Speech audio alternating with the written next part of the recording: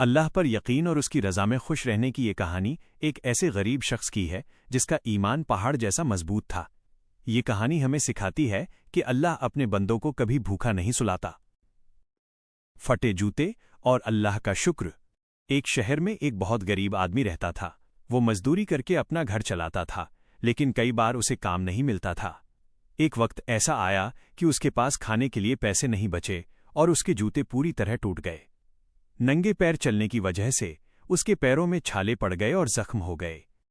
شکوہ اور توبہ وہ بہت دکھی ہوا اور اس کے دل میں خیال آیا، تارانکن یا اللہ، میں تیری اتنی عبادت کرتا ہوں، کبھی کسی کا برا نہیں کیا، پھر بھی میں اتنا غریب ہوں کہ میرے پاس پہننے کو جوتے تک نہیں ہیں۔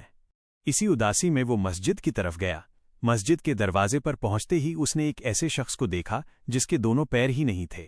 وہ شخص زمین پر گھسٹ کر چل رہا تھا، لیکن اس کے چہرے پر ایک عجیب سا سکون تھا اور وہ بار بار کہہ رہا تھا، الحمدللہ، تمام تعریفیں اللہ کے لیے ہیں۔ یقین کی بحالی یہ منظر دیکھ کر اس غریب شخص کی آنکھوں میں آنسو آ گئے۔ اسے اپنی سوچ پر شرمندگی ہوئی۔ اس نے فوراً اللہ سے معافی مانگی اور کہا، اے اللہ، مجھے معاف کر دے، میں جوتوں کے نہ ہونے پر رو رہا تھا، لیکن تو نے تو مجھے چلنے کے لیے 2 سلامت پیر دیے ہیں۔ یہ شخص جس کے پیر نہیں ہیں وہ بھی تیرا شکر ادا کر رہا ہے۔ اللہ کا کرشمہ۔ اس کا دل اللہ کے یقین سے بھر گیا۔ اس نے مسجد میں نماز پڑھی اور باہر نکلا۔ ابھی وہ کچھ ہی دور چلا تھا کہ ایک امیر آدمی اپنی گاڑی سے اترا اور اس کے پاس آیا۔ اس امیر آدمی نے کہا، تارانکن بھائی، میں کافی دیر سے تمہیں دیکھ رہا ہوں۔ مجھے اچانک ایسا محسوس ہوا کہ مجھے تمہاری مدد کرنی چاہیے۔ اس نے غریب شخص کو کچھ پیسے دیے اور اپنے ساتھ ایک دکان پر لے گیا۔ وہاں اس نے اسے نئے کپڑے اور بڑھیا جوتے دلائے۔ اتنا ہی نہیں، اس نے اس غریب شخص کو اپنی فیکٹری میں ایک اچھی نوکری بھی دے دی۔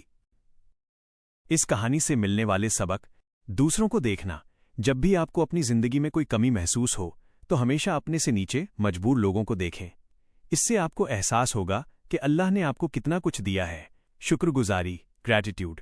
جو انسان شکایت کرنے کے بجائے شکر ادا کرتا ہے، اللہ اسے اپنی نعمتوں سے نوازتا ہے۔ اٹوٹ یقین۔ جب انسان اپنا معاملہ اللہ پر چھوڑ دیتا ہے تو اللہ غیب ادرشیہ سے اس کے لیے راستے بنا دیتا ہے۔ قرآن کا وعدہ: اگر تم شکر ادا کرو گے تو میں تمہیں اور زیادہ دوں گا۔ سورہ ابراہیم 7۔